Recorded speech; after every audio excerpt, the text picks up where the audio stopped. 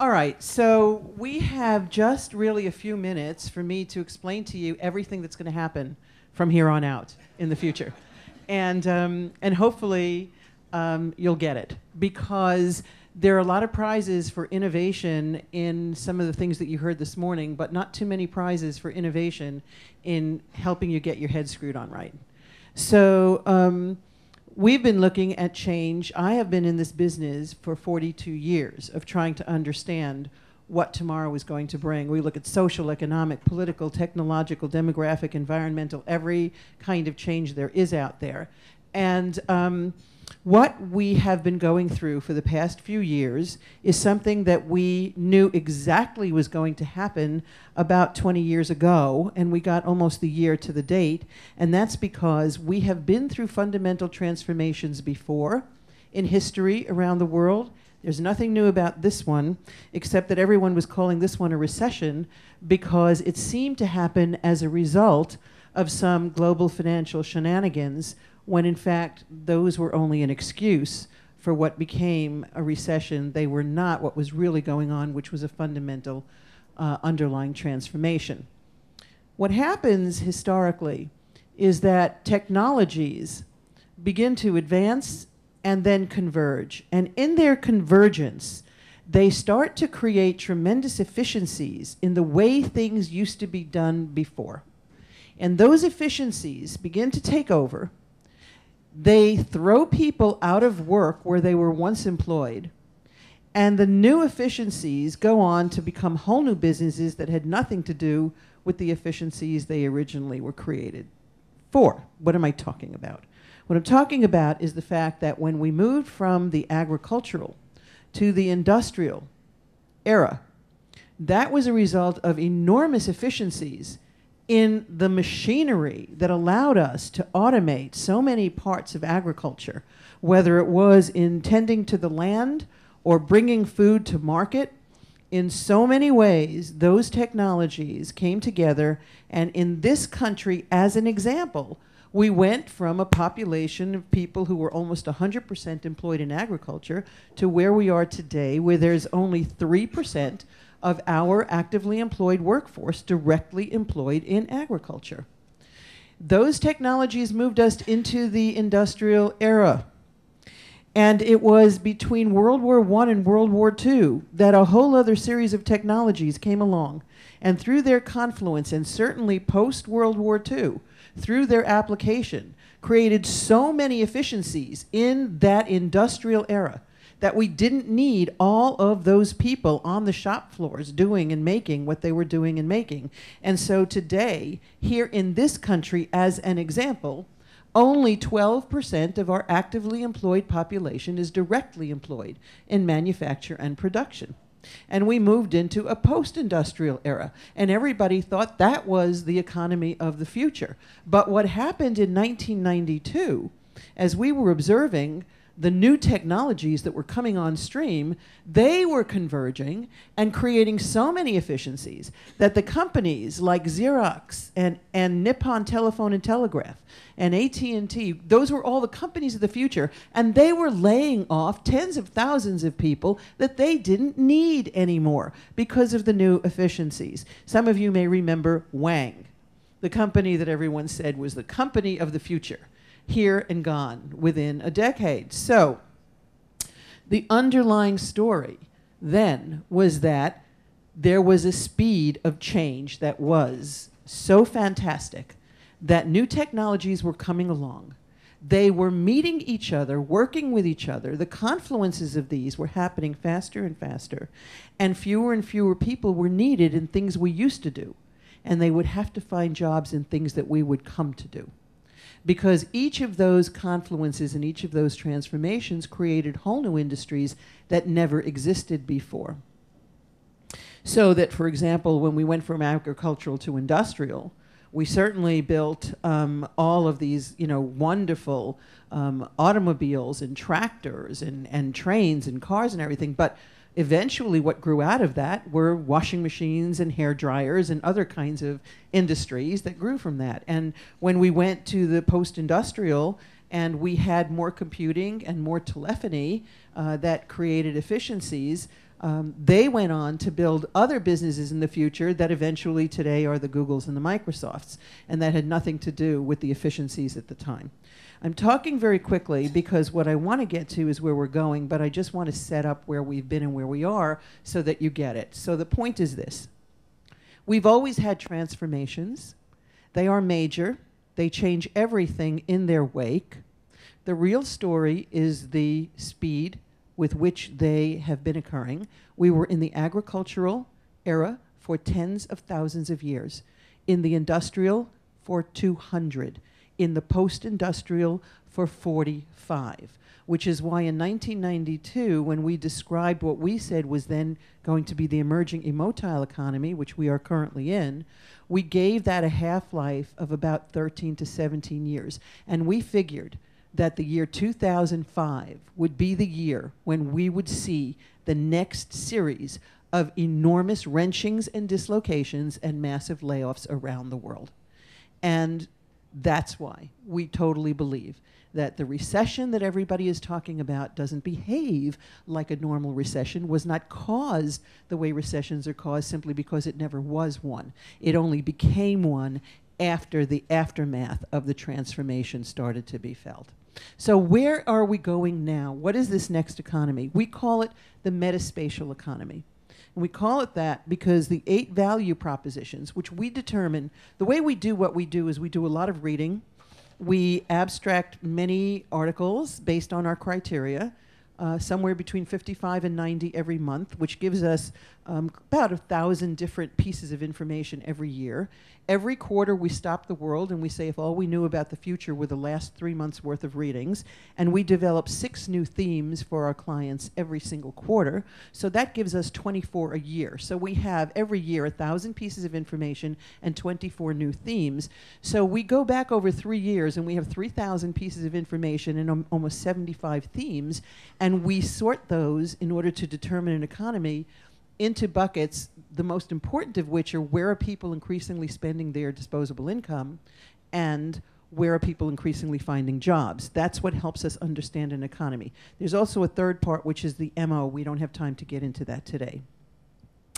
But if we take a look now, as we head forward, where is the disposable income increasingly going and where are the jobs being created, we know that there are 8 new value propositions that are arising, and this is where the opportunities will be, and this is where we will see major growth in the coming years.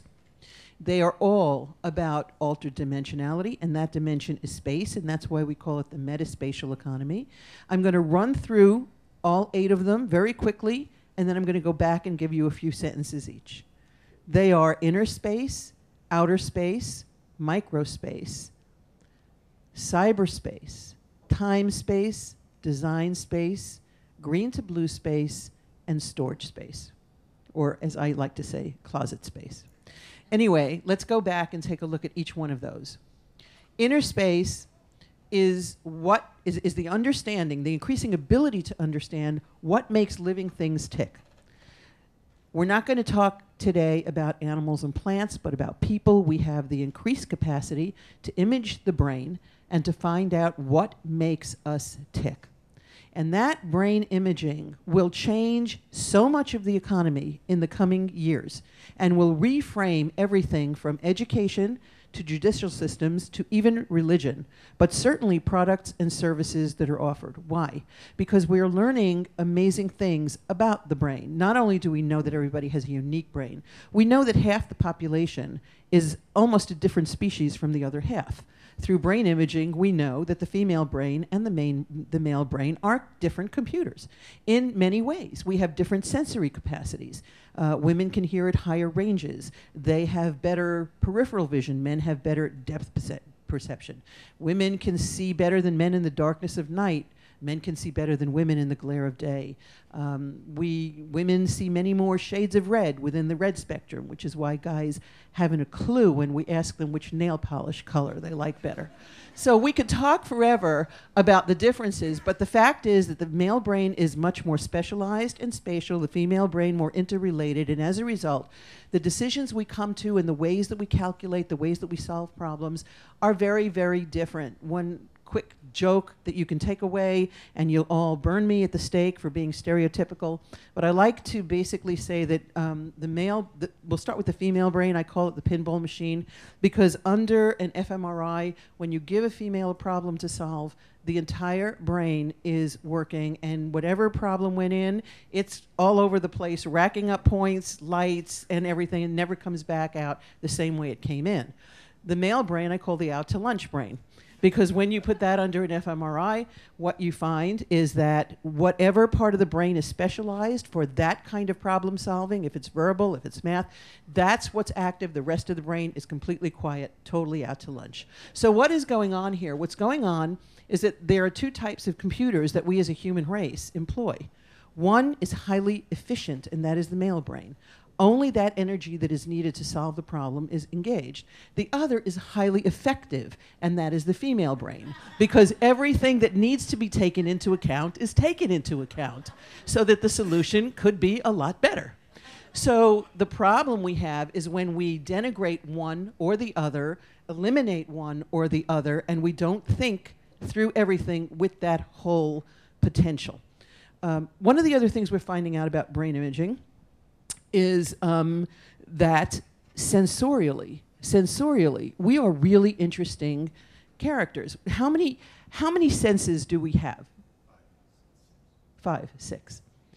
We probably have 1 million, because we also, aside from the ones we've been taught, and some people say the 6th is an intuition or putting the others together, we have a sense of motion. We have a sense of direction. We have a sense of time. We have a sense of balance. We have so many other senses that we have not been taught that we have. And not only that, but when you combine and recombine the senses in different arrangements, they actually produce very different kinds of stimuli and responses. And so basically, it's almost like we think that you need to have a piano that has only 5 keys, when in fact, you can play a piano or several with thousands of keys. We're even constricted in the pianos we currently have.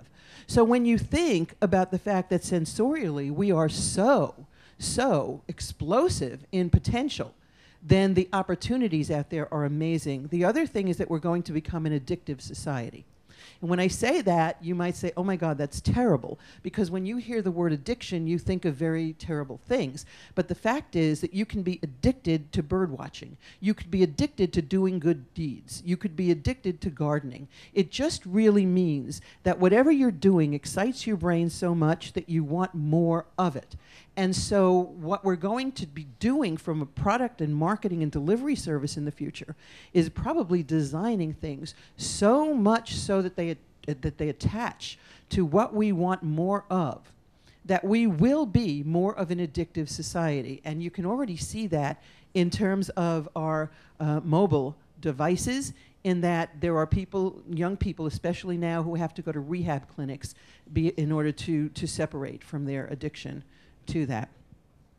So as we image the brain, we're going to create whole new industries, whole new businesses, and whole new product differentiators and leveragers. The second major growth area beyond inner space is outer space, and that is satellites, which will underpin increasingly everything, space exploration, space tourism. Branson's certainly banking on that, and even the ability to leverage economically the concept of extraterrestrial intelligences, which I think you've all seen at the box office in the past couple of years.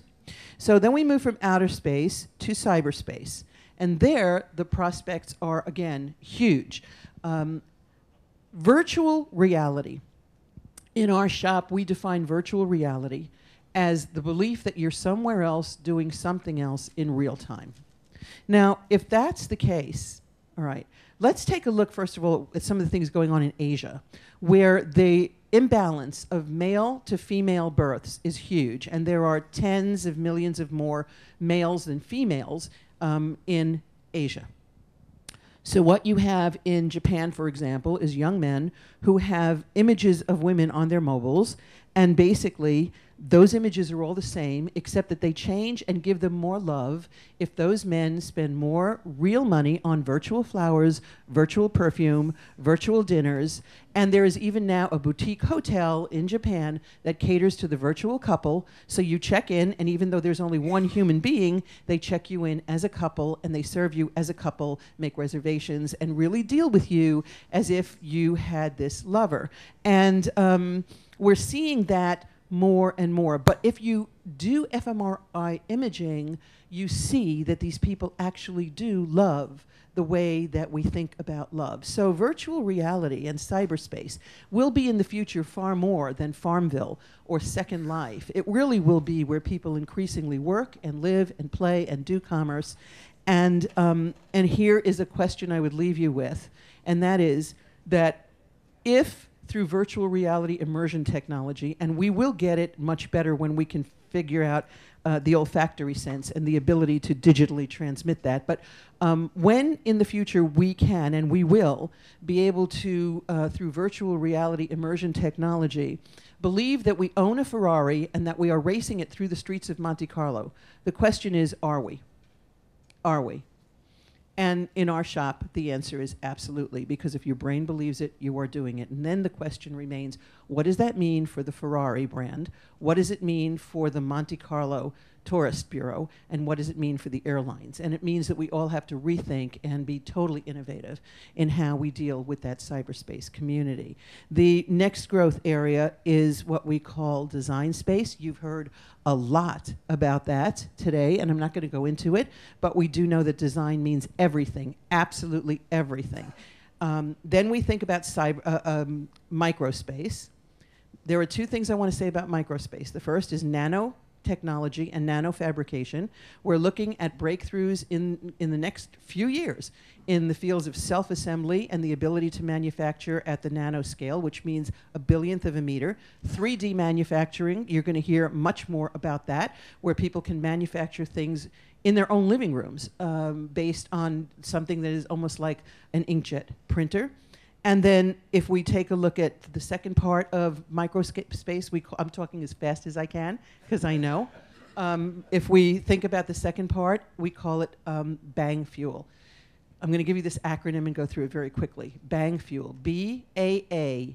And that basically stands for bits, atoms, antimatter, neurons, genes, frequencies and vibrations, and ultra and infraspectral energy/light. Now that is a big mouthful, I know, but the point is that we are going to revolutionize so many things because of the combinations and recombinations of those. Whether it is the combination of bits and neurons, or it's antimatter, or it is what is going on in the understanding of light, color, frequency, vibration. All of this is going to change healthcare in the future. It's going to change our environments. It's going to change the energy picture. It is going to totally radicalize materials technology. The innovations are unbounded in terms of those areas. Then we move to green to blue space. And very quickly, that is the spectrum of doing green, which is a yawn. You're supposed to. You're supposed to do green. You're supposed to recycle. You're supposed to not pollute, and so on. We move to being green, which means that you leave from the beginning to the end the smallest negative possible footprint in carbon, in water, in anything, and that is really, really difficult. The real innovation will come in blue, and blue is putting back more than you took. How do you do that? Something called ecotecture. If you can take a spruce and bring it inside and train it as a bonsai, then you can grow a park bench. You don't need to manufacture it. You can grow a house through genetically engineered, fast-growing trees. You can grow everything you need as a structure, and the roots going down deep enough will actually make that house more earthquake resistant and hurricane resistant than a built house. So there are so many other examples. There's a social entrepreneur that I met that takes blighted, polluted, abandoned industrial properties, and he plants sunflower seeds, because sunflower seeds will grow in any kind of crap, and he has gorgeous sunflower fields grow. He employs people to cut the flowers and sell them at market. He has raised the real estate prices of everything around, beautified the area, and not only that, but the components of sunflowers lend themselves to biofuels such that you don't have to use otherwise arable land. So there are ways of being blue, and the innovations there are very, very exciting. And then we move to we said green to blue space to time space, and that's the leveraging of time and space, which we have only really marketized with regard to money, the time value of money. But time is becoming the new luxury, and the time proposition in everything we do, including, as we said earlier, wait in the doctor's office, or wait in the laundromat, and that's why there is so much room for innovation, and will be, in areas, everything that has a waiting proposition, there is enormous room for innovation in that. And then we move to, and also we're moving from an era of sequential time to simultaneous time. Quantum physics tells us that time goes in cycles, not linearly, and now our lives are doing the same thing. We can live many lives in the space of one. We can be, in real life, married with kids, but in another life, single and another sex, and in another life, not even an earthling. So we have the possibility to really do all of that. And the last of these is storage space. And storage space, we are running out of room for our personal junk. Storage space is the biggest growing industry in the country. We don't know what to do about nuclear waste. We are having a huge global problem with e-waste. The electronics industry was the most pollutive industry ever on this planet, and we have no clue how to get rid of all this electronic stuff because we're throwing it out faster than we're even making it, and we're shipping it to China and shocked that it comes back to us in toys.